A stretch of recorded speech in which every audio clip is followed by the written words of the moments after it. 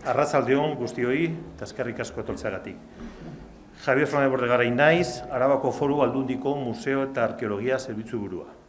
Gaur, ziklo honen laugarren hitzaldira heltzen gara, salto interesgarri bat egiteko, Donemiliagako Goldemuturreko dokumentutik Erdi Aroko Arabako lurretara.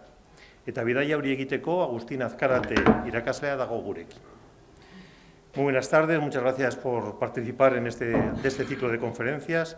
Decía que hoy llegamos ya a la cuarta de las 6 previstas, con el objetivo de saltar desde las líneas escritas en el pergamino a la materialidad de las tierras de Álava durante. Y para guiarnos en este viaje está con nosotros el profesor Agustín Azcárate, que nos comentará desde la arqueología a la época de la Reja de San Millán en territorio alavés. Bueno, pese a ser bien conocido por todos, le recordaré brevemente su trayectoria docente e investigadora. Licenciado por la Universidad de Zaragoza y doctor por la Universidad del País Vasco, ha sido profesor de la Universidad Nacional de Educación a Distancia, Mondragón Universitatea y de la Universidad del País Vasco, de la que es en la actualidad catedrático emérito. Es también director de la Cátedra UNESCO de Paisajes Culturales y Patrimonio, miembro del número de la Academia Vasca de las Ciencias, las Artes y las Letras, Jaquiunde, miembro del Consejo Vasco de Patrimonio. Orientó sus primeras investigaciones al estudio de un grupo de necrópolis tardoantiguas de los siglos VI y VII después de Cristo, con hondas resonancias en la historiografía del noroeste peninsular. Desde hace 3 décadas viene trabajando en los ámbitos del patrimonio y los paisajes culturales, en la Catedral de Santa María de Vitoria, en la Basílica de Armentia, el Valle Salado de Salinas de Añana, las murallas prefundacionales de Vitoria, las galerías de Punta Begoña, en Guecho, etc. Desde la Cátedra UNESCO, además, sigue comprometido con varios proyectos emplazados en el continente americano. Su producción científica es, en consecuencia, muy amplia y variada. Cofundador y director hasta 2009 de la revista Arqueología de la Arquitectura, coeditada por la Universidad del País Vasco y el CSIC. Tiene publicados 14 libros y varios centenares de capítulos de libro, artículos en revistas científicas, trabajos en congresos, ha participado en multitud de actividades de I+D+I, cursos, seminarios, conferencias, muchas tesis doctorales dirigidas, trabajos de fin de máster, etc. Ha recibido distintos premios, tanto nacionales como internacionales, Premio Europa Nostra en 2002 por el Plan Director de Restauración de la Catedral de Santa María, Premio Patrimonio Arqueológico Europeo en 2019 concedido por la Asociación Europea de Arqueólogos, Premios Cuicascuncha, Caja Laboral Cucha de Humanidades en 2021, Medalla de Oro de la Ciudad de Vitoria-Gasteiz en 2005, etcétera, etcétera. Como ven, pues un currículum amplio, interesante y variado. Pero bueno, permítanme ahora que me aparte un poquito de lo académico y vaya un poco más a lo personal. Yo conocí a Agustín Azcárate allá por los años 80 del pasado siglo, cuando comenzaba su andadura docente e investigadora en la Euskal Herriko Unibertsitatea, entonces la Universidad del País Vasco, trabajando en un campo que entonces estaba todavía muy poco desarrollado en nuestro entorno y que incluso nos resultaba hasta exótico, era la arqueología medieval. Los que hacíamos en aquel momento arqueología prehistórica y teníamos intereses por tiempos más modernos, nos parecía lo más de lo más. Sin embargo, de aquella disciplina que parecía entonces marginal, pues bueno, pues solo un par de décadas después de su mano llegó el gran vuelco y el gran cambio en la arqueología de Álava y de todo el País Vasco en general. Creo que en ello confluyeron al menos 4 factores importantes y en todos ellos Agustín Azcárate tuvo su participación. En primer lugar, la llegada a Vitoria-Gasteiz de la Facultad de Letras, de la entonces UPV-HU, que supuso un gran estímulo para la investigación histórica y especialmente para la arqueología. Un poco después, en 1990, entró en vigor la Ley de Patrimonio Cultural Vasco, que sentó las bases para la gestión pública del patrimonio arqueológico y el desarrollo de la arqueología profesional. Por estas fechas se extendieron además de manera generalizada las técnicas estratigráficas de excavación y registro arqueológico, siguiendo los modelos más desarrollados en Europa en aquellos tiempos, que proponían además la excavación de superficies amplias y la creación de equipos potentes e interdisciplinares, algo necesario para comprender adecuadamente los yacimientos. La Catedral de Santa María de Vitoria es un buen ejemplo de esto último. Y finalmente, la superación del concepto tradicional de la arqueología para extender su metodología a ámbitos de estudio mucho más globales, incorporando las propias arquitecturas, el entorno urbano e incluso el paisaje como construcción cultural de los seres humanos. Porque, en definitiva, esta es, en mi opinión, la principal característica de la labor investigadora de nuestro conferenciante. Superar lo meramente arqueológico y llegar a intentar conocer y contar una parte de nuestra historia. Porque yo creo que Agustín Azcárate fundamentalmente lo que hace bien es contar y hacer historia. Yo creo que va mucho más allá de la arqueología y realmente es un buen ejemplo de lo que realmente tiene que ser la arqueología, es una forma de hacer historia.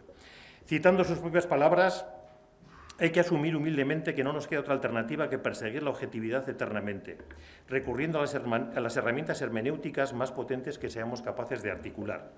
Perfeccionar incansablemente los instrumentos de análisis, articular protocolos de contrastación de las hipótesis propuestas. Es lo que diferencia al historiador del diletante, al profesional del ocioso que improvisa discursos históricos sin otra brida que la de su fantasía o sus intereses. Por mi parte nada más, les dejo con la cuestión. Madre mía.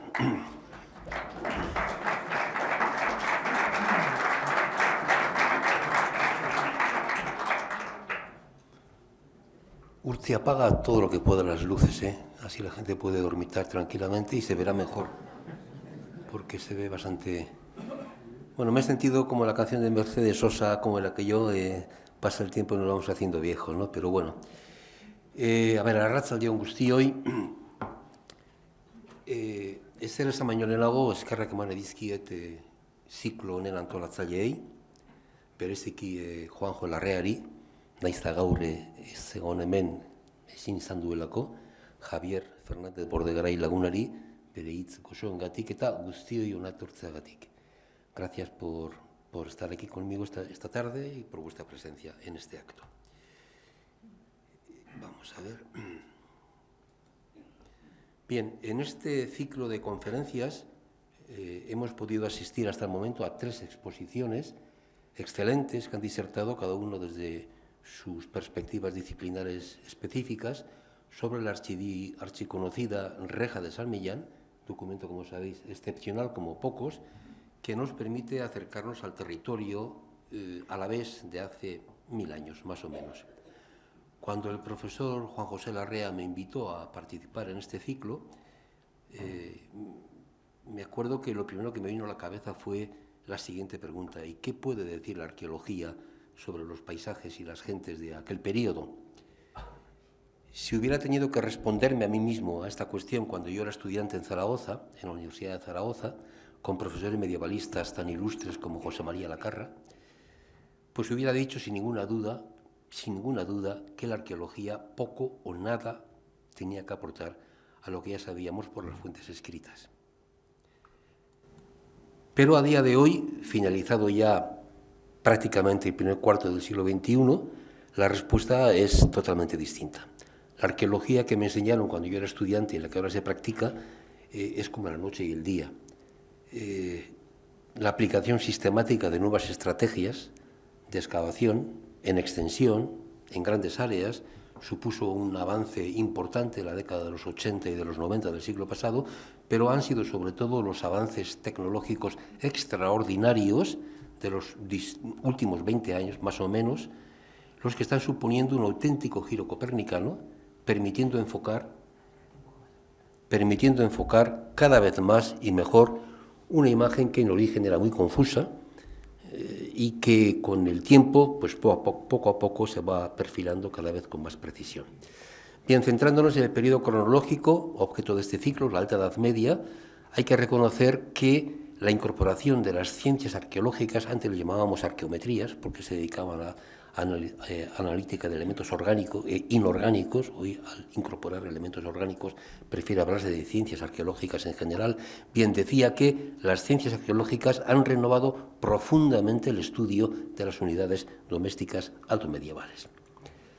La combinación de zooarqueología, arqueobotánica, análisis isotópicos, permite rastrear patrones alimentarios, patrones de movilidad, de gestión ambiental.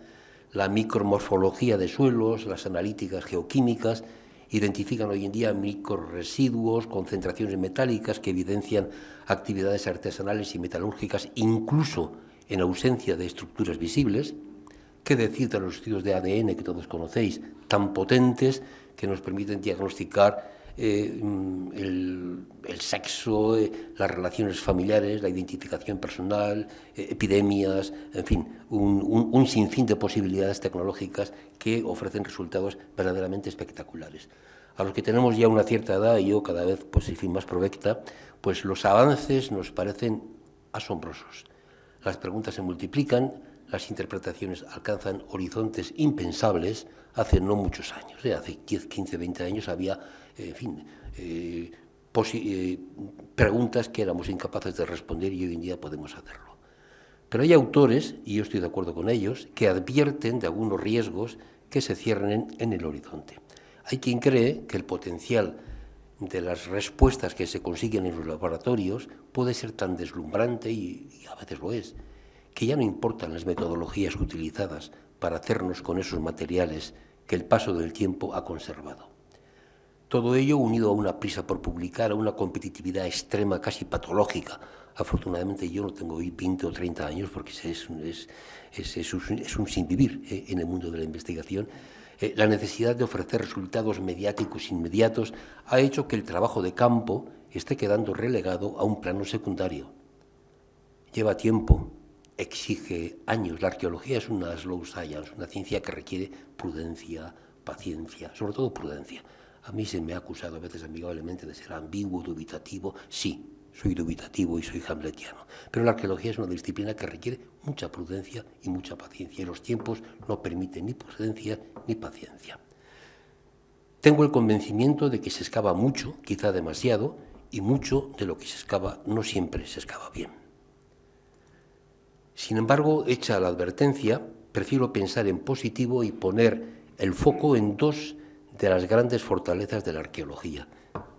En primer lugar, no sé si se ve bien, en primer lugar, su capacidad para hacer visible lo invisible y construir historias complejas a través o a partir de fragmentos y de restos mínimos, y en segundo lugar, su interés por la totalidad del mundo material. No importa cuán humilde sea, o grande sea, desde el polen hasta el propio paisaje, ¿no? Recuperando pues la pregunta que me hacía al comienzo, ¿tiene la arqueología algo que decir sobre los paisajes y las gentes de la época de la Reja de San Millán? Pues yo respondería que sí, que tiene cosas que decir y muchas, como veremos. Pero antes permitidme unas breves reflexiones de carácter metodológico que considero necesarias para justificar lo que luego voy a decir. Decíamos que la arqueología permite hacer visible lo invisible, y es así. Incluso cuando la destrucción parece total, cuando no queda piedra sobre piedra de lo que una vez fue un hábitat, se conservan, sin embargo, huellas importantes de su memoria.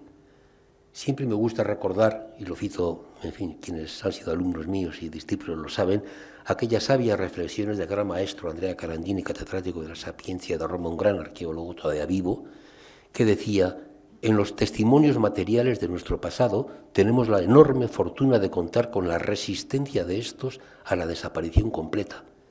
Su recuerdo es lo que queda de lo que ya ha desaparecido, porque, y enfatizo, no hay nada tan difícil como borrar todas las huellas. Freud usó una idea similar para hablar de psicoanálisis, de la memoria, de lo que olvidamos, conservamos y demás. Por eso que se hagan muchas comparaciones entre arqueología y psicoanálisis. Los arqueólogos y las arqueólogas avezadas en el trabajo de campo conocen muy bien las zanjas de robo, resultado del expolio efectuado en épocas posteriores del material pétreo de las zanjas de cimentación de edificaciones antiguas. La imagen de la izquierda a mí siempre me pareció espectacular, luego la comentaré. Aunque sea un fenómeno bien conocido, su localización exige de buenas prácticas metodológicas, una estrategia en extensión, en área abierta, unos procedimientos rigurosos de excavación estratigráfica, protocolos ambos que lamentablemente no siempre se cumplen de forma sistemática. En el proyecto de la Catedral de Vitoria-Gasteiz, estas arquitecturas en negativo tuvieron un protagonismo histórico de primer orden, lo que en su día denominamos Iglesia I, previa a la construcción de la catedral, apenas conservaba materialidad alguna, siendo las zanjas de robo, a la derecha en color amarillo podéis ver, la primitiva iglesia, parte del ábside, en la que nos permitieron delimitar con precisión su planta. El ejemplo más espectacular, sin embargo, de nuestro entorno procede de las excavaciones arqueológicas llevadas a cabo en Mariturri por Paquita Sáenz de Urturi y Julio Núñez, en las que fueron capaces de rescatar del olvido el testimonio de una mutatio de época altoimperial. De esta posta imperial romana no quedaba nada. Solo tras una meticulosa excavación ha podido recuperarse su planta y efectuarse una restitución de cómo fue una arquitectura que dejó de existir en su materialidad, había desaparecido, se había esfumado hace ya bastantes siglos. Y otro tanto cabe decir de los agujeros de poste, estructuras negativas excavadas en el suelo y destinadas a recibir los postes, los pies derechos de las edificaciones de madera, que han sido fundamentales para identificar estructuras construidas en materiales perecederos típicas de la arquitectura doméstica y funcional de los siglos V y X en toda Europa continental. El Imperio Carolingio construía así, aunque nos cueste, pero esto nos llevaría a otras explicaciones. En la catedral, tanto dentro como fuera de ella, cuando parecía que habían terminado todos los vestigios arqueológicos, aparecieron cientos de agujeros de poste. Y de esta manera, súbitamente, como si fuera casi un milagro o un espectacular truco de magia, estos humildes vestigios se hicieron visibles a nuestros ojos, mostrándonos una maravillosa historia de una Gasteiz primitiva que había permanecido oculta a los ojos de la investigación. Como se ha dicho con acierto, y es verdad, la arqueología es básicamente una ciencia que trabaja con indicios, una disciplina indiciaria. Desconfiad, por tanto, de quien habla a puñetazos, con seguridades no. Vuelvo a la prudencia, vuelvo a la paciencia, vuelvo a, en fin, a un carácter sanamente dubitativo. Este es sin duda un tema espectacular que daría para más de una conferencia, pero no tengo tiempo para profundizar en ello. Voy a esbozar rápidamente unas breves pinceladas. Sabemos sobre este periodo y sobre temas constructivos, sobre la materialidad que comentaba Javier Fernández Bordegaray. Sabemos que la madera fue el material más utilizado en los suelos y estructuras portantes de los edificios. Los análisis antropológicos que hemos hecho, antropológicos, han confirmado la utilización preferente del roble como material de construcción. Las imágenes de la derecha, y me gustan, muestran cómo las estructuras portantes de los edificios se fijaban en el suelo entre los siglos VIII y X. El material utilizado para su sujeción, si os fijáis, fue preferentemente la arcilla, y en ella han quedado registradas las improntas de los grandes postes de sujeción. Si os fijáis en la escala de uno de los jalones, pues algunos tienen más de medio metro de diámetro o de lado, de sección cuadrada en algunos casos, de sección circular en otros, a veces con calces, a veces sin calces. En los años centrales del siglo X, esto es importante, se incorporó la piedra como material constructivo. En este caso, la propia caliza margosa del propio substrato rocoso de la colina de Gasteiz. La introducción de la piedra tuvo dos consecuencias extremadamente importantes en aquella época.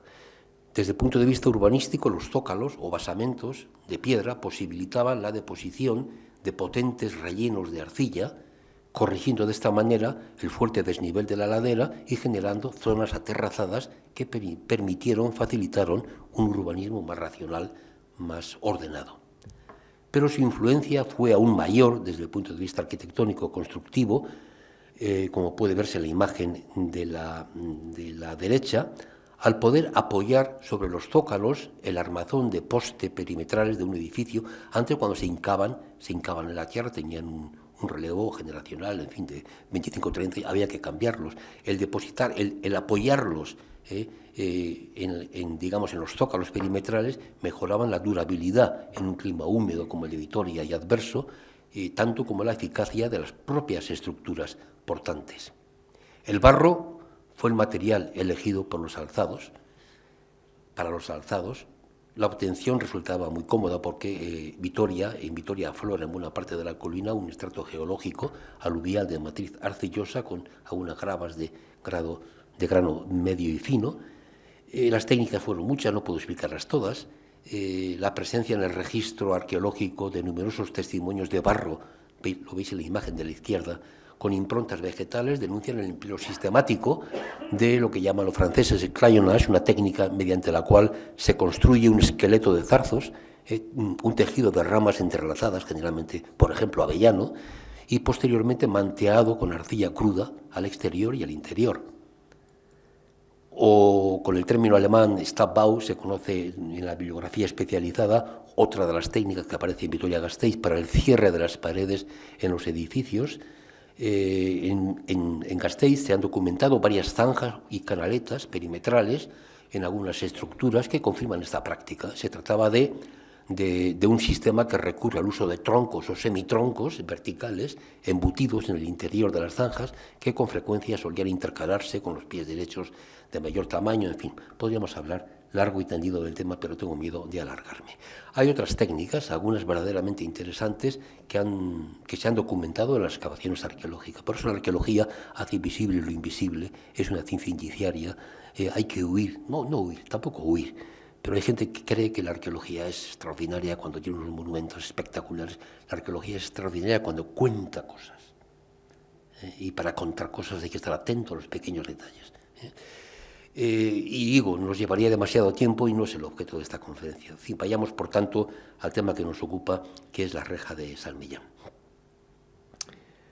Es de todo sabido que la archiconocida reja recogía el listado unos tres centenares de aldeas a las que el monasterio exigía el pago de censos en hierro, una obligación que se mantuvo. Como sabéis, un siglo más tarde se ha hablado de esto estos días y se hablará en los llamados falsos votos de San Millán. Aprovecho para mencionar un interesante trabajo de un joven vitoriano, interesante, Julen, no sé si estará por aquí, Díaz Argote, cuya referencia podéis ver en la imagen, un trabajo que dirigió Isma en la Universidad de Alicante, que se publicó y que es una manera de acercarse a la lectura de la reja de San Millán desde un punto de vista con las gafas de un arqueólogo. La historiografía vasca ha relacionado tradicionalmente la siderurgia alto y pleno medieval con los espacios de montaña, es decir, con talleres situados generalmente sobre collados o sobre rellanos a media ladera, provistos de uno o más hornos de reducción en columna. Son las denominadas aizeolak, nombre que designa en euskera a las ferrerías de viento en contraposición a las siarlak o ferrerías hidráulicas. Hay bastantes yacimientos en Vizcaya, en Sopuerta, en Muskiz, en Ortuella, que vendrían a corroborar la existencia de una siderurgia medieval basada preferentemente en estas ferrerías de monte, aizeolak, alejadas de los lugares de hábitats. Este era el consenso hasta hace no demasiado en la historiografía. Sin embargo, a juzgar por los descubrimientos de las dos últimas décadas, parece más bien que esta impresión no era sino el resultado del estado de investigación arqueológica que tradicionalmente venía potenciando o priorizando prospecciones e intervenciones muy puntuales en las zonas montañosas de Vizcaya y de Guipúzcoa, y poco se conocía de Álava, salvo, paradójicamente, las referencias textuales. Hoy en día sabemos que mucho antes de que en la Baja Edad Media, en Vizcaya o Guipúzcoa, se desarrollase una industria metalúrgica, el territorio ferrón por excelencia era Álava, que funcionaba como punto de distribución hacia otras zonas al sur del Ebro. Ya lo había señalado el gran maestro José Ángel García de Cortázar hace más de medio siglo, en el año 1969, refiriéndose a estos establecimientos ferrones cuya existencia se espigaba en los escasos topónimos y menciones de los documentos. Él decía lo siguiente, esa frase que tenéis ahí: sin una precisa organización geográfica, su emplazamiento aparece lógicamente en relación con lugares de abundante agua y frondoso bosque. Del área alavesa el hierro salía hacia otras comarcas donde radicaban las posesiones del dominio emilianense. Hoy, gracias a la arqueología, podemos poner nombre a algunos de esos emplazamientos ferrones a los que se refería genéricamente García de Cortázar, Bagoeta y Gasteiz, por ejemplo, entre ellos. Tanto Bagoeta como Gasteiz son piezas claves que aportan una novedad muy significativa. Frente al tópico historiográfico que, como venía diciendo, imaginaba las ferrerías altomedievales emplazadas en lugares montuosos, alejados de lugares de hábitat, el registro arqueológico que conocemos hoy en día nos muestra una realidad muy distinta, mucho más diversificada, con importantes establecimientos metalúrgicos emplazados en la llanada alavesa, en el corazón mismo de los asentamientos altomedievales. Esta ha sido una gran novedad, la novedad quizá más importante. Estamos obligados, por tanto, a detenernos brevemente en el fenómeno de la creación de los primeros asentamientos campesinos en época altomedieval. Voy a fijarme antes de nada en su morfología general para ocuparme más tarde de los aspectos más específicamente metalúrgicos. Prometo no ir más allá de los 45 o 50 minutos. En el País Vasco, al igual que en otras regiones europeas, fue durante los siglos VII y VIII después de Cristo cuando los asentamientos campesinos se anclaron en el paisaje, con una voluntad clara de permanencia. El asentamiento de Bagoeta se inscribe en el paisaje alavés aproximadamente ya para el siglo VII, y Gasteiz nacerá por las mismas fechas, quizá un poco más tarde, en torno al 700. Y otro tanto cabe decir de los importantes proyectos arqueológicos que está llevando a cabo el profesor Juan Antonio Quirós en Zaballa, en Zornostegui y en Aistra. En esta fantástica imagen, recreada sobre bases reales, tanto cartográficas como arqueológicas, podemos ver 5 de estos asentamientos: Lasarte, Armentia, Gardelegui, Arechavaleta, Gasteiz, y aunque no las hayamos recogido, entrarían también en este mismo marco que aparece en la imagen otras aldeas de la jurisdicción de Malisaeza como Berrosteguieta, Mendiola, Ollarizu, Adurza, etc. El sector más septentrional del cerro, donde está la plaza de Santa María, fue donde nació la primitiva aldea de Gasteiz, digamos. Estuvo ocupada desde sus orígenes por una unidad doméstica que en conjunto alcanzó una extensión superior a los 2.000 metros cuadrados y que desde sus inicios, y esta idea es importante porque todo lo que voy a decir va a girar en torno a esto, mostrará determinados indicadores de poder que permanecerán invariablemente apegados al lugar durante muchas generaciones. Esta permanencia secular de determinados rasgos distintivos en un mismo emplazamiento es poco habitual en estos siglos. El profesor Ernesto Pastor comentó el otro día, nos recordaba que uno de los rasgos más comunes de los asentamientos rurales en sus primeras fases fueron los movimientos, los desplazamientos de los lugares de habitación de un lugar a otro, 500 metros a las inmediaciones, en una suerte de movilidad interna que ha sido atestiguada en bastantes proyectos arqueológicos. En cambio, esta resiliencia que se observa en Gasteiz, esta invariante, por utilizar un término que acuñara Chueca-Goitia para la historia del urbanismo y de la arquitectura, no va a hacer sino denunciar de manera inequívoca la naturaleza privilegiada de ese espacio, que tendría su equivalente, lógicamente, con toda seguridad, en el extremo axial opuesto al sur del cerro. Esta es una idea clave en la que volveremos al incidir al final con esta imagen. Esta imagen, para cuyo comentario he acordado con él, solicitaré la presencia en la mesa de Ismael García Gómez, sin duda el investigador que mejor conoce esta cuestión a la que nos estamos refiriendo. Pero nos hemos ido muy lejos en el tiempo, vis ahí las murallas, no nos toca hablar de esto. Volvamos al periodo inicial de alto medieval. En su momento de fijación en el territorio, las unidades domésticas campesinas del País Vasco conforman ya un genotipo bien definido que mantendrá sus rasgos durante más de 2 siglos, incluso en Bagoeta durante varios siglos más, aunque en el transcurso de ese largo periodo vayan materializándose en fenotipos sucesivos. Un genotipo, digamos, como un sistema ideal de elementos concretos que va modificándose, manteniendo el sistema originario, el genotipo, a través del tiempo. Este genotipo inicial es la denominada casa a corte, bien conocida en el contexto europeo. Los casos de Bagoeta y de Gasteiz ponen ciertos rasgos especiales que los caracterizan, suponen. Nos referimos a la existencia de 2 ámbitos físicamente segregados, uno de ellos de naturaleza propiamente doméstica y el otro de carácter metalúrgico. El ámbito más estrictamente doméstico se organiza en torno a un espacio central, poco definido todavía, que se ha denominado, creemos que acertadamente, protopatio. Es un concepto que usa Sonia Gutiérrez, catedrática de Arqueología de la Universidad de Alicante.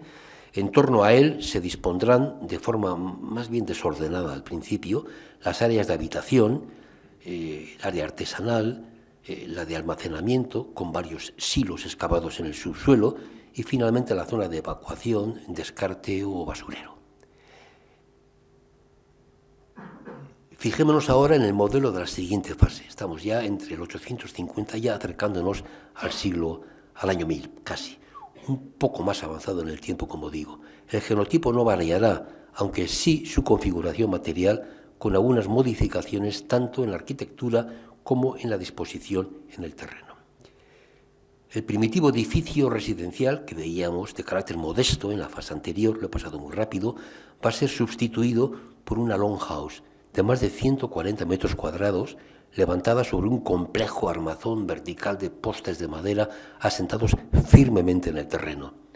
Los habitantes de la longhouse de Gasteiz dispusieron de un recinto de uso agropecuario destinado a la estabulación de ganado, a juzgar por... Cuando digo esto, ¿por qué lo digo?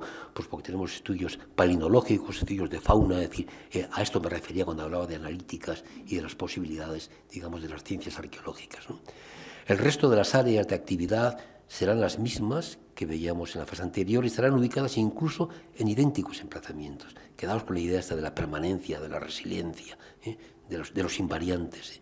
El área artesanal, con 2 pequeñas cabañas destinadas muy probablemente a actividades textiles, a juzgar por las semillas de lino y las fusayolas que se recogieron en el contexto arqueológico, el área de almacenamiento de los excedentes agrícolas, con un mínimo de 5 nuevos hilos excavados en la roca, finalmente el área, como siempre, de evacuación, de basurero o de descarte.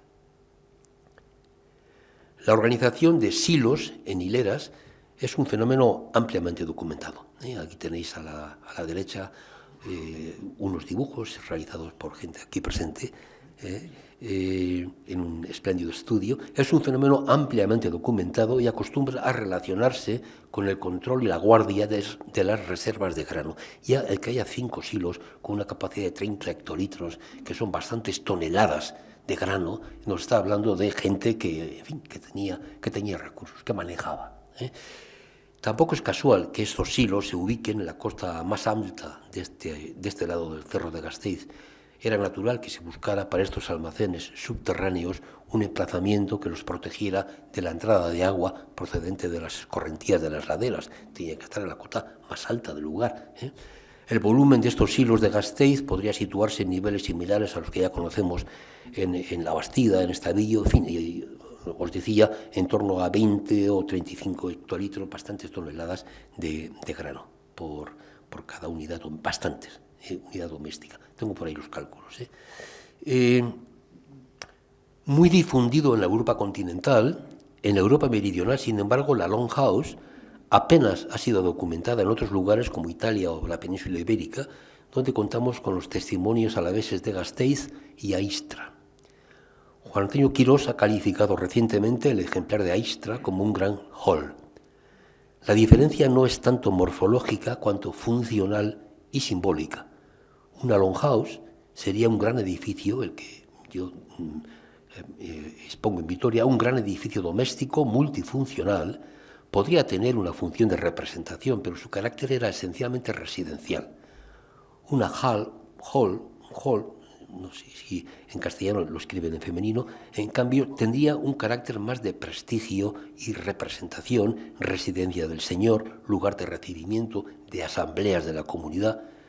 La sugerencia de Juan Antonio Quirós me parece muy interesante. La presencia de un área metalúrgica segregada de los espacios residenciales constituye, como vengo diciendo, un rasgo distintivo de los yacimientos de Gasteiz y de Bagoeta.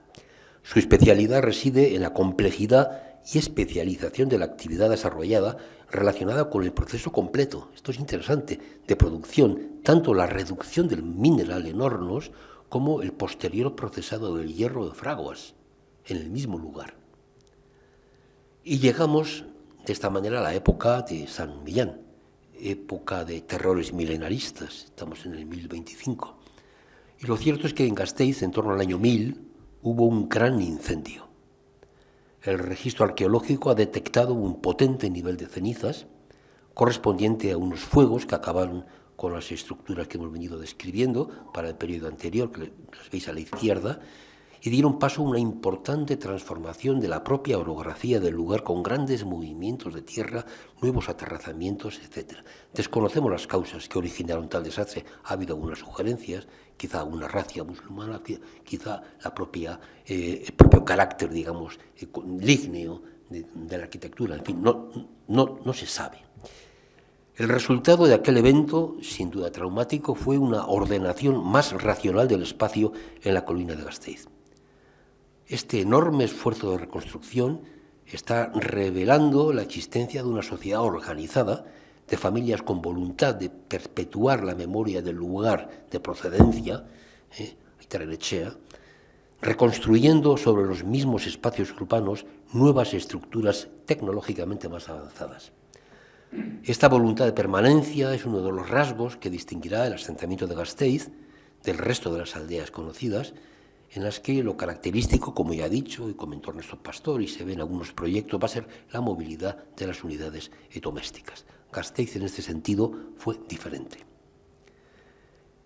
El fenotipo que veníamos viendo en las dos fases anteriores, después del incendio, se mantiene conservando los mismos elementos fundamentales, pero variando, racionalizándose más, articulándose mejor el espacio. La vida seguirá organizándose en torno a un gran patio central, convertido ahora en escenario de una parte importante de las ocupaciones sociales y de las ocupaciones familiares. Veamos otra imagen quizá más didáctica. En el lado oriental del patio, con el número 1 en color lila, puede verse una recreación del nuevo edificio de planta rectangular con una superficie de 230 metros cuadrados. No es poco. El lado septentrional se cerró, lo veis con el número 2 en color naranja, con una instalación metalúrgica, manteniendo de esta manera la antigua instalación ferrona, pero esto es interesante, reconvertida ahora en fragua. Ya no es horno y fragua, únicamente fragua. Vamos a ver, esto se entenderá mejor cuando hable de Bagoeta. Es en Bagoeta donde están los hornos de reducción. El número 3, en el recuadro de color verde, representa el gran patio central. Este gran patio se articula en un espacio, calculamos unos 300 metros cuadrados, convertido ahora en escenario de una parte importante tanto de las ocupaciones sociales y familiares como de actividades económicas. Se han encontrado fuegos bajos, pues de reuniones, de preparar comidas, y sobre todo se han encontrado yunques de hueso, bastantes yunques de hueso, que se recuperaron en la estratigrafía de este patio, que se destinaban al dentado de hoces, a su afilado o a reavivar los dientes desgastados por el uso. Tal como puede verse cuando vi esa fotografía, es una fotografía publicada por Anchón Aguirre Sorondo, Paco Echevarría y Lourdes Serrasti en la revista Munive, donde se ve un leonés de mediados del siglo exactamente trabajando como se trabajaba en el siglo X, con esos yunques de hueso. No me digáis que no es bonito esto. En el recuadro número 4, en color azul, se representa el pozo excavado buscando la capa freática que suministraba el agua para esta zona. Este pozo aún existe, obviamente amortizado. Apareció en las excavaciones arqueológicas y se encuentra, para que lo sepáis, no sé si está marcado en el suelo. ¿Está marcado? Sí. Se encuentra exactamente en el umbral de acceso al pórtico de la catedral desde la plaza de Santa María. Un punto fundamental para la vida de los habitantes de Gasteiz, de esta zona de Gasteiz, y que ha pervivido, fijaos, 1200 años. Cuando estábamos excavando, dejamos, porque seguíamos, se bajaba, no llegábamos a la capa freática, menos mal. El recuadro número 5 representa los antiguos silos, ahora reconvertidos en zonas de basurero o de descarte, como se dice en arqueología. Dadas las dimensiones y el espacio de la nueva casa, ya no hacían falta silos en el exterior, puesto que el almacenamiento de víveres y excedentes pasó al interior de las nuevas estructuras arquitectónicas, más sólidas, más grandes, más amplias, más espaciosas. Regresemos a los espacios más importantes. Como decíamos, en el lado oriental se construyó un edificio de planta rectangular con una superficie de 230 metros, ya lo he dicho. Quiero llamar la atención sobre esta edificación. Sus dimensiones no son habituales para la época, ya denuncian por sí mismas una cierta relevancia del lugar, de sus propietarios, de la operación urbanística que condujo a esta transformación, etc. Pero hay otro aspecto fundamental, aparentemente menor, pero de enorme influencia al que ya me he referido antes, y es la presencia, la introducción de la piedra como material de construcción a mediados del siglo X, que supuso, como he comentado en la introducción, un avance notable. No voy a insistir en ello. El lado septentrional del patio se cerró con una fragua. Insisto, no un sistema completo, digamos, de horno de reducción más fragua, sino únicamente una fragua. La nueva instalación metalúrgica tendrá una planta también de unos 130 metros cuadrados de superficie y conservaba en el suelo, sobre el que se construyó 3 hogares bajos y 2 depósitos de agua destinados a sumergir y templar el hierro candente. La verdad es que todos esos vestigios, que fue un privilegio excavar en la Plaza de Santa María y trabajar en este proyecto. Bien, en el tránsito del viejo al nuevo milenio, la vieja Gasteiz va a conocer una profunda transformación en su paisaje, tanto agrícola como urbano. Tras más de 2 o 3 siglos de estabilidad, que hemos resumido muy rápidamente, el paisaje agrícola va a experimentar importantes transformaciones. El cambio más significativo que reflejan los análisis palinológicos de polen efectuados en Gasteiz será el desplazamiento mayoritario de los campos de cultivo que dejarán el entorno inmediato de los lugares habitados arriba para sentarse a cierta distancia, muy posiblemente en las terrazas bajas, incluso mejor en las tierras llanas del entorno, ocupando antiguas zonas de pasto. En lo referente al paisaje habitacional, ocurrirá algo extraordinariamente importante. Se abandonará la vieja traza alveolar de las unidades domésticas que hemos venido resumiendo hasta el momento, y se va a articular una retícula urbana radicalmente distinta, organizada en torno, por primera vez, a 3 calles pavimentadas, empedradas, en un trazado urbano que aún se conserva. Son las escuelas, la calle Santa María y la calle Fray Zacarías Martínez, en una fecha muy temprana. No me digáis que, como alguno parece defender, que Vitoria era una aldea. En fin, no voy a entrar en ese tema. Nace así un nuevo sistema de edificios residenciales alineados a ambos lados de estas nuevas calles. En un primer momento, los márgenes de la calle se ocuparán con lo que llamamos en su momento la casa unitaria, en el mismo emplazamiento exactamente que ocupaba la gran vivienda que veíamos en el modelo anterior. Me encantaría explicar todo esto, pero no hay tiempo. En un segundo momento, a inicios del siglo XII, la unidad doméstica, cuya historia venimos siguiendo, fue de nuevo objeto de una importante intervención que transformó la casa unitaria de planta única en una casa de 2 pisos, en fin, la casa solarata, pero estamos ya alejándonos mucho de la fecha de este ciclo y de este milenario, y lo dejamos de momento. Volvamos a la Reja, a la metalurgia y a Bagoeta. El lugar de Bagoeta, mencionado con idéntico topónimo en la Reja de San Millán, es hoy un despoblado situado en las cercanías de Luco. En lo que respecta al abastecimiento del mineral, es suficientemente conocida la riqueza de evidencias mineras en su entorno. El mapa de indicios, no sé si se lee, me imagino que no, pero bueno, en la pantalla muestra algunos de los yacimientos férricos diseminados desde la Sierra del Guea hasta las estribaciones del Gorbea. Se trata generalmente de pequeños afloramientos. La ventaja del lugar es que igual no eran las vetas de la riqueza de las vizcaínas, pero estaban en superficie. Costaba mucho menos extraerlas y rentabilizarlas, ¿no? Se trata generalmente de pequeños afloramientos en superficie de óxidos de hierro, principalmente de geotitas. Tan importante como el mineral era el agua, asegurada por el río Bagueta, que pasa por allí, el carbón vegetal, producido mediante el sistema tradicional de carboneras. Estas labores exigían una gran masa boscosa, como ya decía García de Cortázar, de la que dan testimonio el propio topónimo Bagoeta en euskera Sayedo. Luego era un lugar absolutamente boscoso, con agua, con mineral en superficie, en fin, más claro, imposible. Los primeros estudios denuncian además la ausencia de polen de cereal en todas las muestras realizadas en su primera fase. Cuida con esto, voy a hablar de Bagoeta, y Bagoeta tiene 2 fases, una primera que es siglo VII-VIII y una segunda que ya es 9 al 13. Ahora, cuando me refiero a ausencia de polen, me refiero a la primera fase. Lo que permite pensar que los campos de cultivo de existir estuvieron alejados, y por consiguiente que este primer asentamiento del siglo VII, la primera fase, tuvo una vocación fundamentalmente metalúrgica. El profesor Juan Trino Quirós, al que vengo citando repetidas veces, ha sugerido la existencia de aldeas especializadas. Es una hipótesis que habrá que demostrar, pero que parece perfectamente plausible. En el caso de Bagoeta, al menos, no caben dudas sobre la dedicación fundamentalmente metalúrgica de su economía. El despoblado, entre los años 2008 y 2009, fue objeto de una prospección. Se iba a hacer la autovía, ¿no? O sí, la ampliación, y una posterior excavación arqueológica que afectó a más de 11 hectáreas de superficie. Esta intervención permitió constatar la existencia de un asentamiento, fijaos, dividido en dos sectores. A esto me refería cuando hablaba Ernesto Pastor de primero se asienten en un lugar, luego al cabo de 2 o 3 generaciones, pues porque se deterioraban las estructuras líneas, por lo que fuera, se desplazaban 400 o 500 metros y esto ocurre en repetidas ocasiones.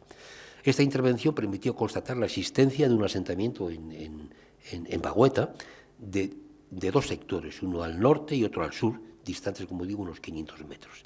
El más antiguo es el del sur, el meridional, y funcionó durante los siglos VII y VIII. A él me voy a referir para terminar la charla.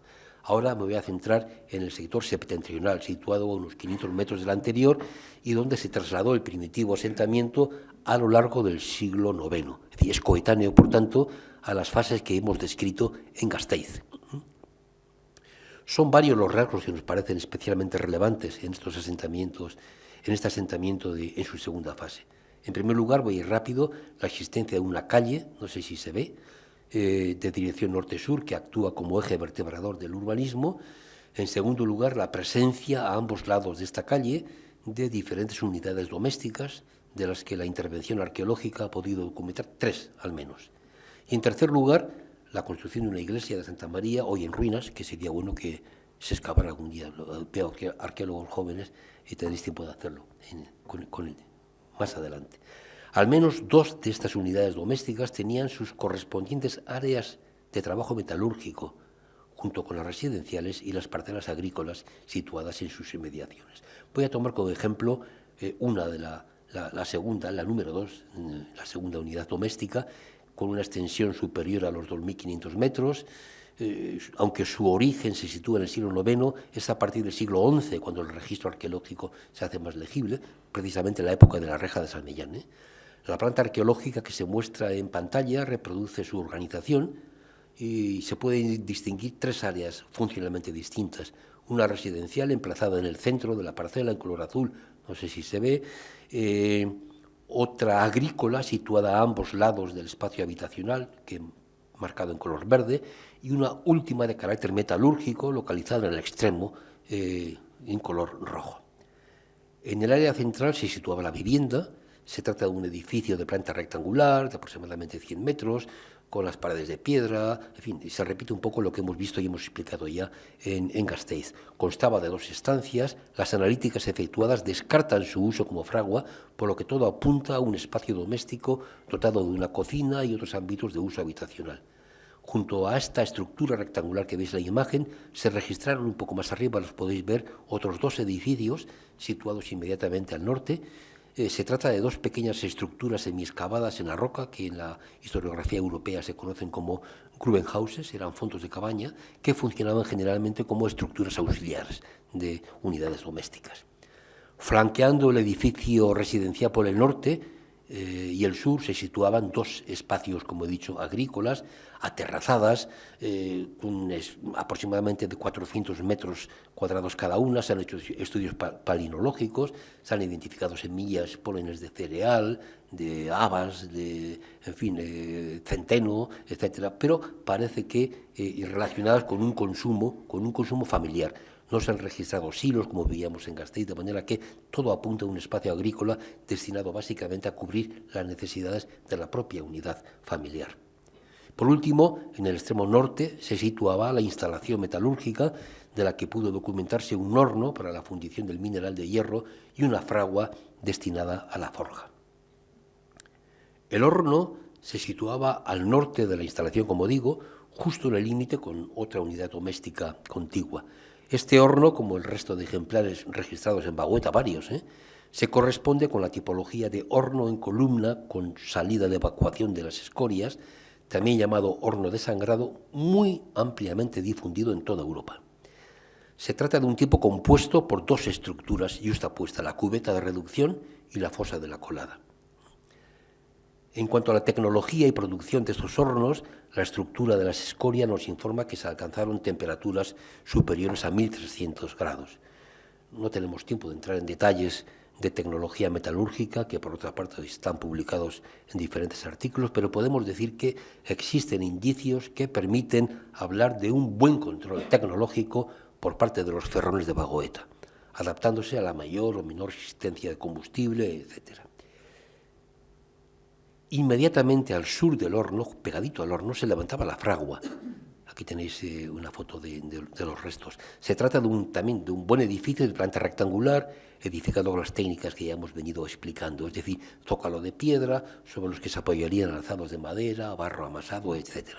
En su interior se situaba el suelo de arcilla y un fuego bajo, de planta rectangular, protegido por un resalte perimetral de piedra. Esto es interesante.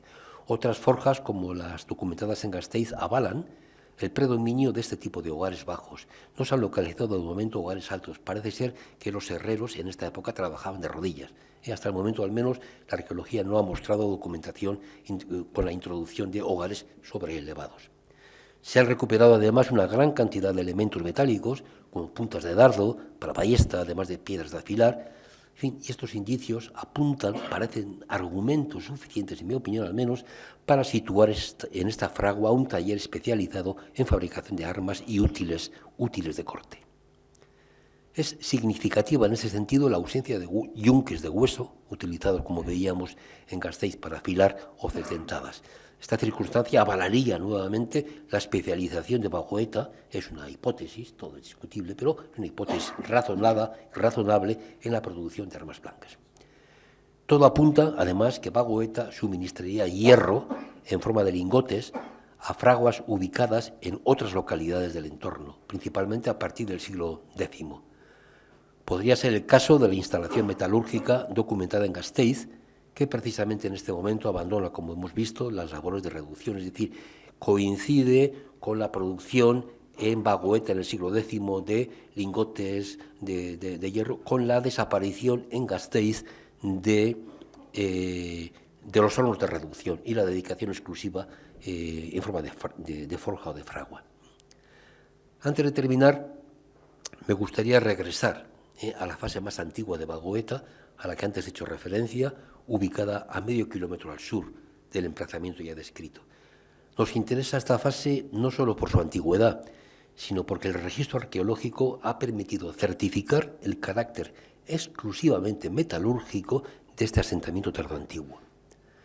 A pesar de que los vestigios conservados son bastante reducidos, se han podido reconocer varias cubetas o pozos de almacenamiento. Estamos hablando de bastantes elementos, bastantes cubetas, bastantes hornos de fundición. En fin, no es uno aquí y otro a 20 kilómetros. La presencia de agujeros de poste evidencia también el carácter perecedero de su arquitectura, en línea con lo que hemos visto en las fases más antiguas de Gasteiz. Los análisis efectuados en esta primera fase, la de 7-8, sobre las abundantes escorias procedentes de esta primera fase, como digo, no dejan lugar a dudas sobre su actividad metalúrgica y el ciclo completo reducción-procesado. Se han reconocido escorias relacionadas con el proceso de reducción y afino del material, las podéis ver arriba, pertenecen a una escoria, las intermedias, las podéis ver en el centro, son producto de un proceso de afino de la lupia de hierro, y las inferiores, finalmente, salboritas, muestran esferas procedentes del trabajo de forja con el martillo. Todas ellas evidencian que este establecimiento abarcó el proceso productivo completo, desde la reducción del mineral hasta la forja final de los objetos. ¿Y por qué nos interesa particularmente esta primera fase del asentamiento de Bagoeta? Pues se comprenderá mejor nuestro interés si decimos que este establecimiento ferrón del siglo VII está a 5 kilómetros de la importante necrópolis de Aldaieta, pródiga en ajuares funerarios metálicos. Es razonable suponer, a modo de hipótesis, insisto, que los ferrones de Bagoeta fueran contemporáneos a los inhumados en Aldaieta y que, en consecuencia, resulta igualmente razonable deducir también que algunos de los abundantes ajuares metálicos depositados en las tumbas de esta importante necrópolis pudieran proceder de las ferrerías de Bagoeta. Un 87% de inhumaciones de Aldaieta posee algún tipo de ajuar y el 30% carece de ajuar alguno, pero el 100% de los enterramientos tienen centenares de clavos, centenares de tachuelas, remaches, todo un arsenal de objetos de hierro, además de un centenar de armas que, no lo olvidemos, el hierro era un material muy apreciado en los siglos tardoantiguos y altomedievales, muy escaso y muy apreciado, con connotaciones estratégicas, económicas, tecnológicas y simbólicas fuera de toda duda. Y con esta imagen quiero terminar mi exposición. Es la francisca o hacha de combate procedente del enterramiento B62 de Aldayeta.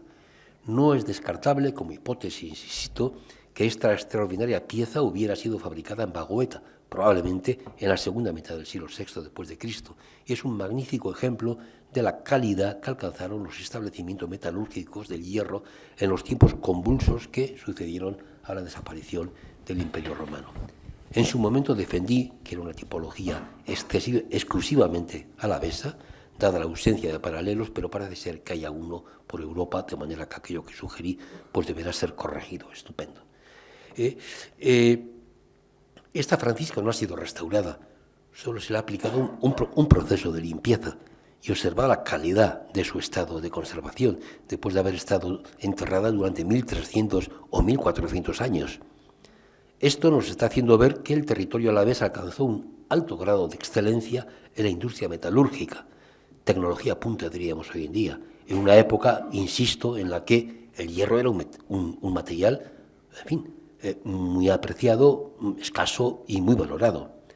Este rasgo, quizá no tenido en cuenta suficientemente en la historia tardoantigua y altomedieval de Álava, constituiría uno de los atributos más característicos, en mi opinión, del ADN socioeconómico del territorio que conocemos hoy con el nombre de Álava, y da cierta luz a esas centurias postimperiales y altomedievales que siguen siendo calificadas, quizá poco injustamente, como los siglos oscuros de nuestro pasado.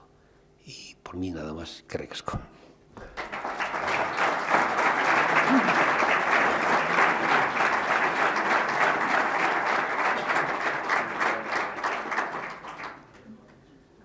Bien, una de las ideas que más he reiterado en mi exposición, ¿se ve? Sí, ha sido la de la permanencia de determinados indicadores de poder en un mismo espacio. Un ejemplo, digamos, de invariante urbanística que, en mi opinión, no puede ser fruto del azar. Me gustaría, si no le importa a Isma, que se acercara y que reflexionara libremente a este respecto. Un asiento.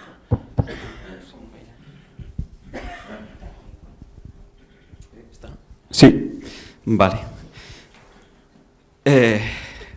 Bueno, Agustín, menuda embarcada esta, ¿no? Bien, bueno, es verdad lo que comentaba Agustín. Podemos empezar comentando un poco la imagen, y ya que está representada las murallas, aprovechar para decir que el paradigma del urbanismo vitoriano que manejábamos hasta el momento de las excavaciones en Santa María es que el urbanismo del núcleo primitivo de Vitoria de Gasteiz nacía con las propias murallas. Antes la aldea no tenía urbanismo. Sin embargo, lo que hemos visto a lo largo... Perdón, que me ha dado un ataque de tos. Lo que hemos visto, lo que pudimos ver en las excavaciones, es que ya antes de la construcción de las murallas, que por cierto son más antiguas de lo que pensábamos, había otros elementos que ya prefiguraban ese urbanismo, como por ejemplo, pues los caminos empedrados, que son anteriores a la aparición de las propias murallas.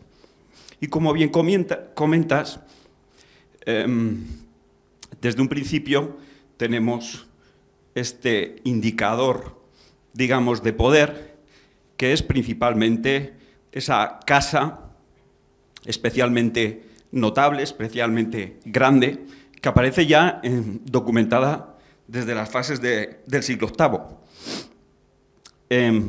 Su ubicación, efectivamente, no puede ser casual. Yo creo que en Vitoria, antes de la aparición de las murallas, en la primitiva Gasteiz, podemos pensar que existen como dos polos urbanísticos.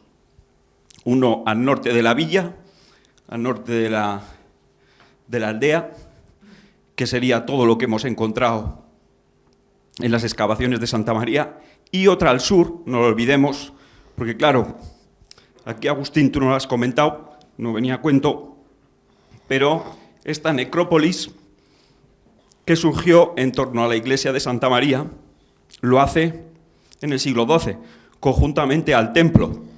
La pregunta que estuvimos manejando durante mucho tiempo es si aquí había casas desde el siglo VIII y había un hábitat donde se enterraba esa gente. Es muy probable que esa gente está enterrándose en torno a la iglesia de San Vicente, en el sur de la colina de Gasteiz. Por lo tanto, tendríamos esos dos ámbitos urbanísticos, uno fundamentado en torno al primitivo templo de la iglesia de San Vicente, y otro en este entorno septentrional. Y yo creo que es importante, por ir a las cuestiones que tienes numeradas, la casa, digamos, especialmente de la nobleza, la necrópolis, la iglesia, el mercado y la puerta de la villa. Y todo esto situado al norte, es decir, como vinculado al norte de la llanada, a las zonas de Cigoitia, de Arroazua, Ubarrundia, de Pagoeta. Entonces, digamos que toda esta instalación, o sea, al final, en la primitiva Vitoria medieval, el urbanismo tiene un posicionamiento y una vinculación muy directo con lo que es la disposición de la llanada. Es como si el urbanismo de Vitoria fuese como una especie de llanada concentrada. Se observa relaciones directas y en este caso la vinculación que vemos claramente es la gente que vive en esta casa, que muestra esos indicadores de poder, y por lo tanto estamos hablando de gente de una protoaristocracia alavesa, está vinculada al control de la producción del hierro, no solo mediante esta fragua, sino probablemente porque es la misma gente que tiene el control y el dominio en Bagoeta. De hecho, claro, en esta época la documentación de la que disponemos es escasísima. Pero si tiramos un poco, vamos un poco más adelante, no creo que sea casual, en ningún caso. Podríamos ponerle incluso nombres a estos linajes o a esta protofamilia que tiene el poder en el norte de Gasteiz. Y es que toda esa zona de Pagoeta, toda esa zona de Arrazua-Ubarrundia fue, a lo largo de la Edad Media, territorio de los Mendoza. Territorio de Mendoza. Por lo tanto, bien podríamos pensar que este linaje es un antecesor de aquellos Mendoza. Hay otros indicadores en la propia historia de Vitoria que insisten en esa idea, como por ejemplo que el control del portal de Arriaga, a lo largo de toda la Edad Media lo tuvieron los Mendoza.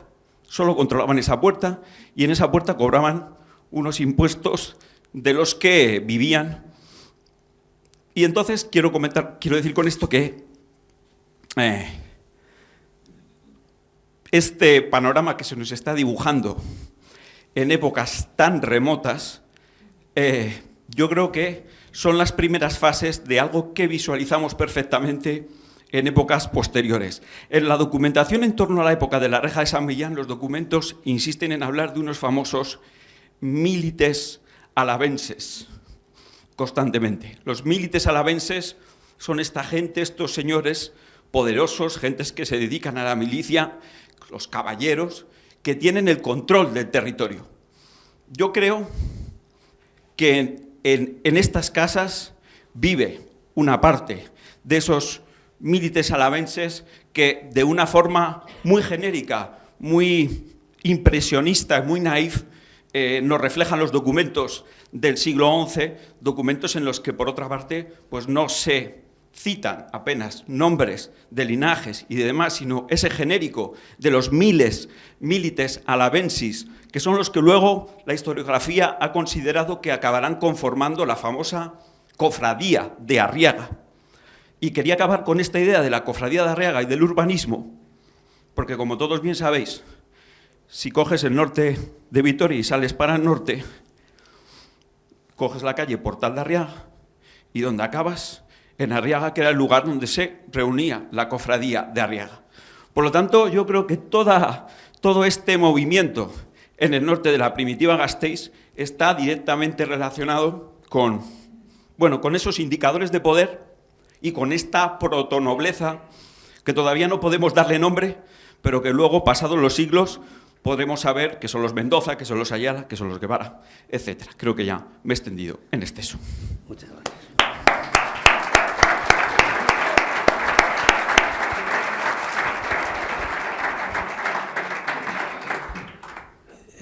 Gracias, Isma. Este es un tema que da... bueno, si tenéis alguna cuestión, alguna pregunta, alguna duda, pues encantado de contestaros si sé, y si no, aquí veo mucho arqueólogo que sabe mucho, me puede echar una mano.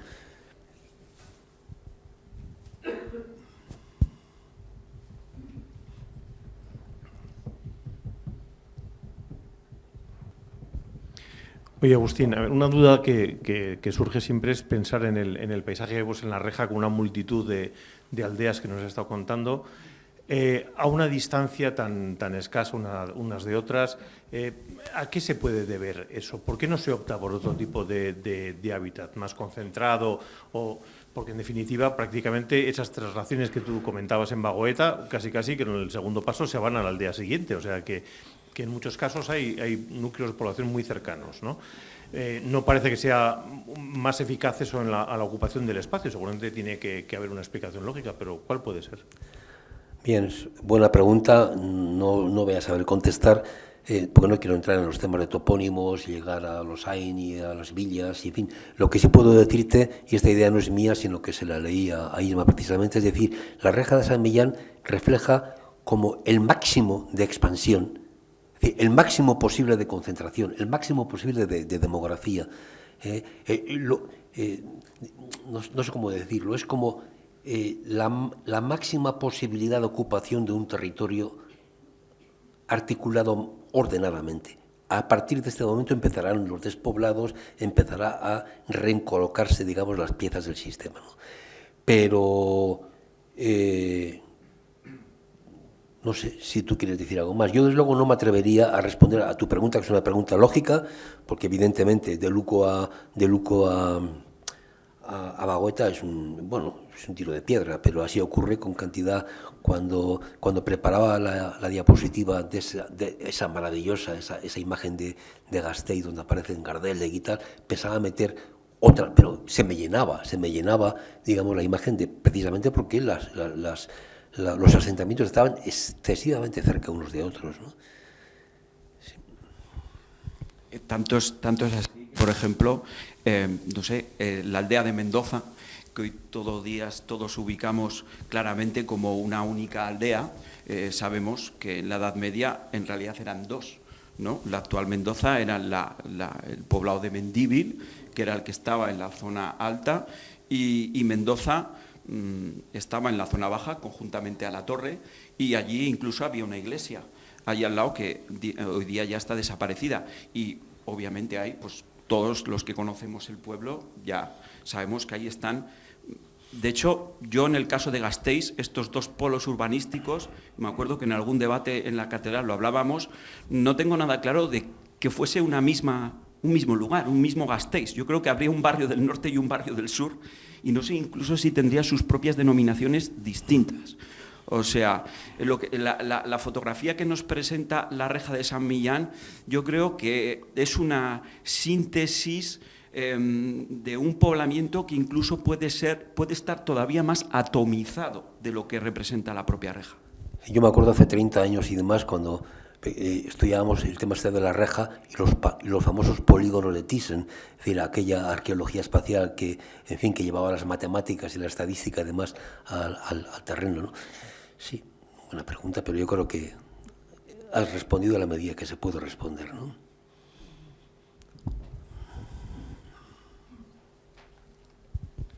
Sí, yo quería preguntar, en vez de ir hacia adelante como se está yendo hacia la Edad Media y lo que fue eventualmente Álava, quería preguntar hacia atrás, dado que se ha cerrado con Aldaieta. ¿Qué nos dice verdaderamente este punto de conexión que ha atendido usted entre la producción de hierro ya desde esas épocas tan tempranas, tardoantiguas, y eventualmente cómo esto es registrado en San Millán por la forma en que se ensambla todo este territorio en su conjunto, un poco en línea con la política ya de un reino navarro que quiere de alguna forma consolidar este territorio. ¿Sabemos hasta qué punto nos puede también esto decir qué tipo de organización podía haber por parte de estos vascones tardoantiguos previo a la existencia de estos reinos, con el intermezzo de la presencia de estos territorios como parte o polo en el reino asturleonés o asturiano en un principio como otro polo alternativo en donde había presencia urbana? Además, la reja muestra, por ejemplo, muy bien cómo aún puedes ver el ITER 34 de la calzada romana aún vigente, poblado. Como que tienes esa mezcla de las estructuras romanas deshechas fuertemente, como siempre suele remarcar, pero aún así ahí está el ITER, y sin embargo esta nueva explosión de aldeas a la cual acabas de hacer referencia. Entonces quería preguntar cómo nos quedamos ante los siglos más oscuros. Gracias. Pues nos quedamos todos invitados a seguir debatiendo durante generaciones. Tengo enfrente de mí a una persona que sabe mucho del tema. Por cierto, que hay que decirlo, hay gente como Joseba Abaitua y con su blog o en las redes sociales de Isma. Hay una efervescencia muy interesante en las redes sociales de gente que trabaja con seriedad y que escribe cosas muy interesantes. De todo hay en la vida del Señor, pero vamos, generalmente muy interesantes. Y obviamente no voy a poder responder a tu pregunta porque yo soy de las personas que ha sido calificada de dubitativa, serpenteante, etcétera. ¿Por qué? Porque yo mi vida la he vivido entre grises. Aborrezco los blancos y los negros. Y cuando alguien me viene diciéndome auta eguilla en euskera esto, y pega un puño, yo me asusto, me retiro. Dicen que había un refrán, en fin, no sé si decirlo en público, pues se graba, ¿no? Pero si vieras en tu camino a alguien que viene de frente y que sea un hombre de fe, mátalo.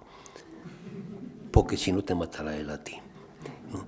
Bien, perdonadme este es abrupto, pero es que es muy difícil. Estamos avanzando mucho, Sí, yo creo que se están haciendo avances desde el punto de vista de la lingüística, de la arqueología, de la historiografía. Hay gente, yo me doy cuenta que lo que veo ahora en gente que tiene 30, 40, 50 años y lo que yo veía o hacía cuando tenía aquella edad, en ese sentido soy muy positivo, muy optimista, pero permíteme que no entre en el tema ese, porque nos llevaría mucho tiempo y además es un tema en el que no llegaríamos a clarificar nada en absoluto. Yo lo que quiero decir es que las cosas no surgen porque sí. Es decir, la reja de San Millán no es un casual. Es decir, hay unas raíces, hay precedentes, hay silargias que funcionan. Y yo recuerdo cuando apareció Aldayeta, por ejemplo, mi hermano es ingeniero, se dedicaba entonces a temas de analítica de metales y demás, y yo recuerdo que le llevamos unas franciscas para hacer unas analíticas, se quedaron acojonados en Mondragón, porque decía, hostia, es un acero, ¿esto de cuándo es? Y me decía, no es posible. Bueno, esas cosas no se improvisan. ¿Qué hay detrás de eso? Bueno, pues cada cual en función de su atrevimiento dirá unas cosas o las otras. Yo prefiero hacer preguntas que imponer respuestas, ¿no?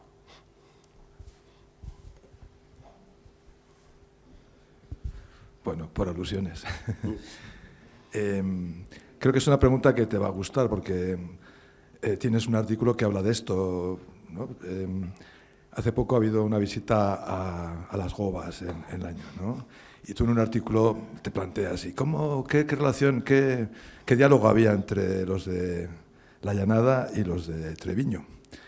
Yo además quería llevar el tren un poco a la lingüística porque has hablado de Bagueta, donde se fabrican estas franciscas, y un poquito más al sur, en Laño, pero en Faido, que está al lado. Faido es Bagueta, es lo mismo, pero es un topónimo Agus. Desde el romance, una evolución romance, sí, que encuentras Faidos en Asturias, ¿no? Está ahí, sí, congelado. Entonces, estos que han aparecido con armas ahí, ¿no? con lesiones graves, con golpes, en la cabeza, en Laño, en las Gobas. En las Gobas.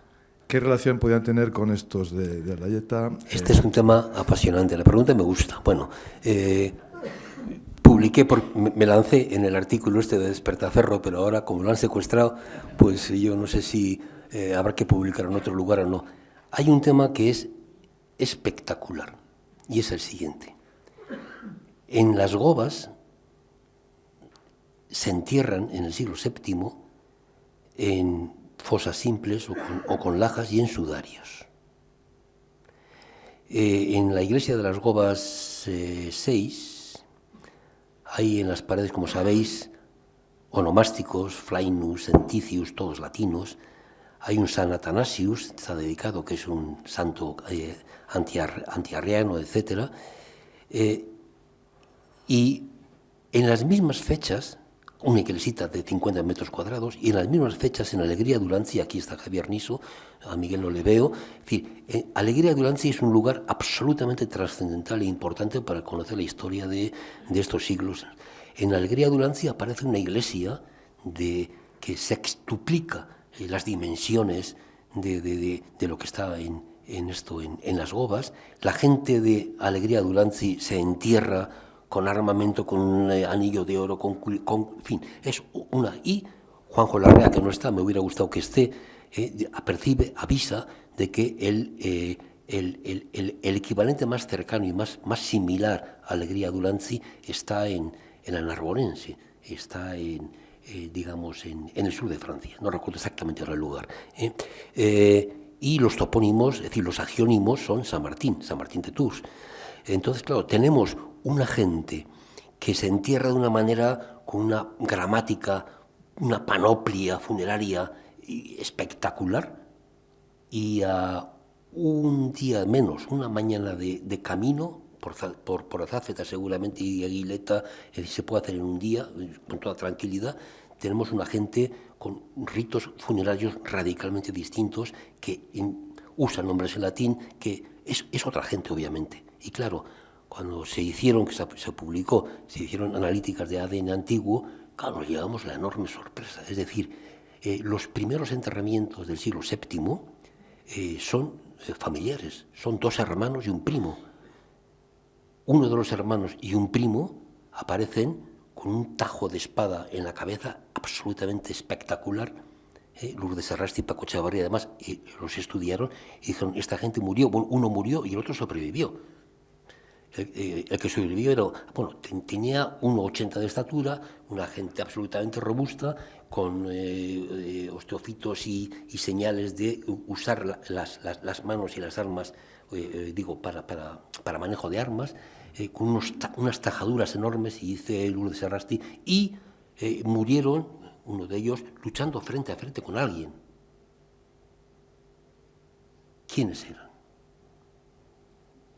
¿Quiénes eran? Es decir, no estamos hablando, es muy bonito, a mí yo me quedé muy impresionado, porque a veces, por eso me refería antes a las ciencias arqueológicas que se llaman ahora, es decir, hoy en día, por ejemplo, eso nos permite mirar por una ventanita y ver e imaginarnos dos personas luchando y muriendo con espadas, seguramente, por el tipo de corte, y dos personas, claro, ya esta es una suposición, quiénes eran unos y quiénes eran otros, a un día de camino, separados por los montes, por el puerto de Azáfeta, hay dos comunidades que viven, piensan, se entierran, es decir, viven y mueren de manera diferente.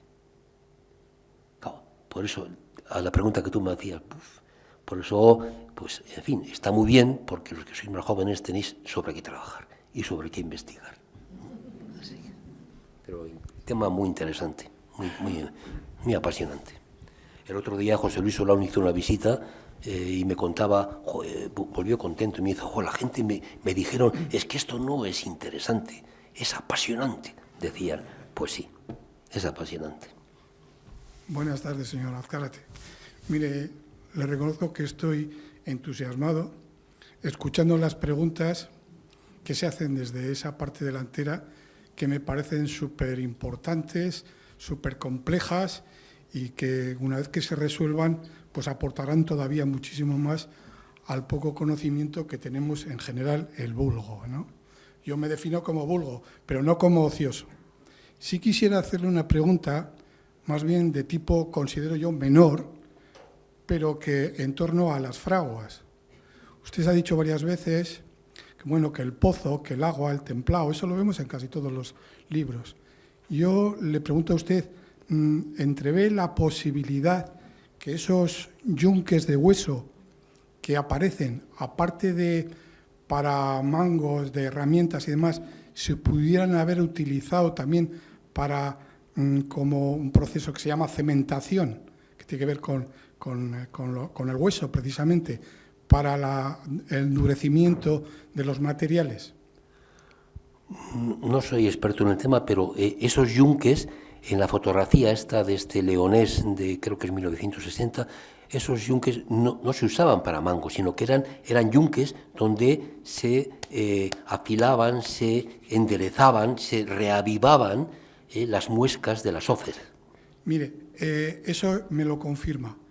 Sucede que cuando yo estoy afilando un acero con ese hueso, al mismo tiempo le estoy aportando una capa que le procura el no desgastarse. Yo creo que por ahí va el tema. Me parece a mí, ¿eh? Sí, es razonable. Se agradece la sugerencia, la tendremos en cuenta. Sí. Bien. ¿Alguna pregunta más? Hay una ahí.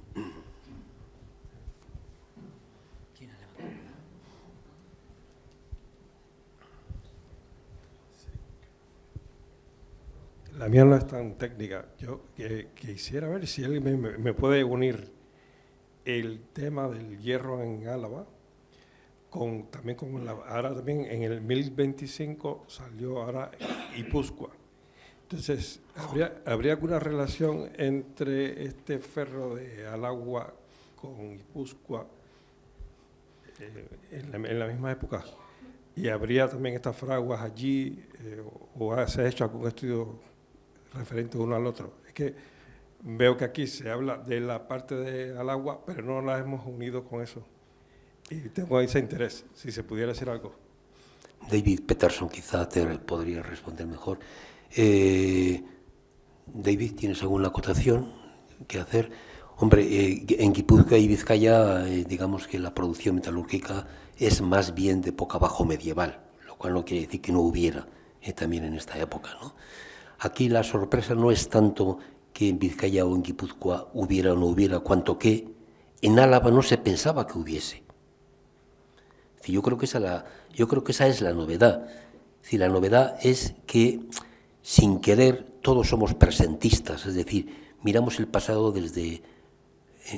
por eso yo no creo en la objetividad de la historia, es decir, cuando alguien nos diga, por eso, cuando alguien hable a puñetazos o diga esto es verdad, o yo estoy seguro, es decir, no hay que fiarse nunca de él, nunca, jamás. Siempre estamos influenciados por mil cosas y obviamente pues nuestra educación, yo soy vizcaíno, del Hórreo, de una zona de fundiciones, etcétera. Es decir, lo lógico es que yo hubiera pensado siempre, y se me enseñó así, que Vizcaya y Guipúzcoa, sobre todo Vizcaya, era el territorio cerrado por excelencia, etcétera, y los patateros, pues bueno, pues han ido progresando gracias a que se puso la capitalidad en el siglo XX, ¿no? Bien, entonces la sorpresa y la innovación y las preguntas y la revisión de las cosas surgen así, cuando uno se da cuenta de que, ostras, pues es que en determinadas centurias el territorio que estaba a la punta, digamos, en este tipo de tecnologías era Álava, que por otra parte es lógico, pero bueno.